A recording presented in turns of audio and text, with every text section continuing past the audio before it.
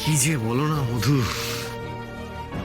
এতদিন ধরে মেয়েটা আমাদের বাড়িতে ছিল, বাড়ির প্রত্যেকটা মানুষের অভ্যেস হয়ে গিয়েছিল ওই মেয়েটার উপস্থিতি। তোমারও?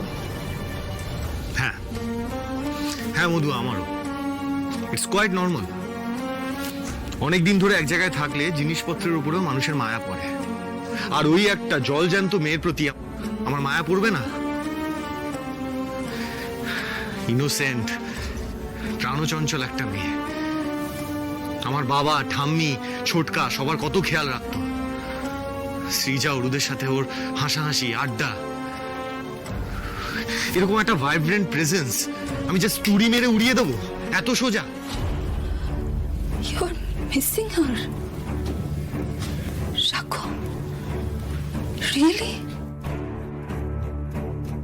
তুমি আরশিকে মিস করছো? তুমি তোমার জীবনে আরশিকে মিস করছো? তুমি তোমার ফ্যামিলিতে আরশিকে মিস করছো?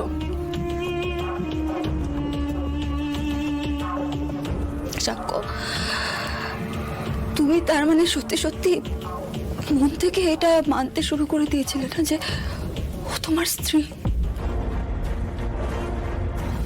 শাকো, তার মানে তুমি বিশ্বাস করতে শুরু করে দিয়েছিলে যে ও তোমাকে দেখে রাখবে, ও তোমাকে যত্নে রাখবে, ও তোমার ফ্যামিলিকে যত্নে রাখবে।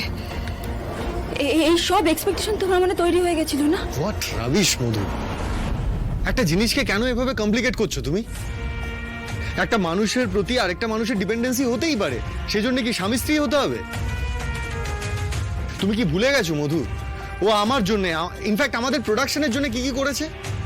ও না থাকলে মন নিয়ে কাছাকাছি এই সাকসেসটা আমরা চোখেই দেখতে পেতাম না। ইনফ্যাক্ট শুভ পরিণয়ের রিলিজ কি হতো গড নোস। আর তাছাড়া সবচেয়ে বড় কথা, আরশি আমার জীবন, তোমার জীবন, আমাদের দুজনের প্রাণ বাঁচিয়েছে। আরে আমাদের কেরিয়ার, আমাদের প্রাণ, এই সব কিছুর জন্য we should be grateful to her. সেখানে মেয়েটা এত দূরে সরে গেল, সেই ভয়েডটা আমি ফিল করবো না? তো ভয়েড ফিল করো না প্লিজ, এত কিছু ফিল করো না। শাকো, ও তোমার জন্য এত কিছু করেছে, তুমি ওর জন্য কম কিছু করোনি।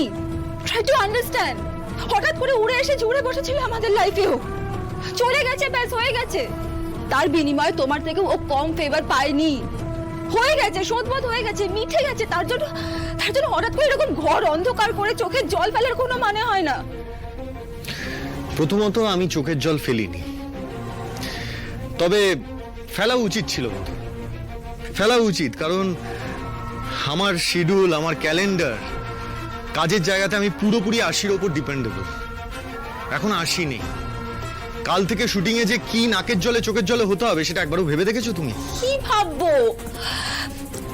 আশির আগে তুমি কি সুপারস্টার ছিলে না শাকো? তখন ঠিক যেভাবে স্মুথলি কাজ চলতো, ঠিক কালকে থেকে সেভাবেই চলবে। ও তাই? অফকোর্স। আচ্ছা শাকো, তুমি আমাকে বলো না, আমি আছি তো, আমাকে একবার বলো কি হেল্প লাগবে, আমি তোমাকে সব রকম ভাবে হেল্প করার চেষ্টা করবো। প্লিজ বলো একবার আমাকে। ওকে দেন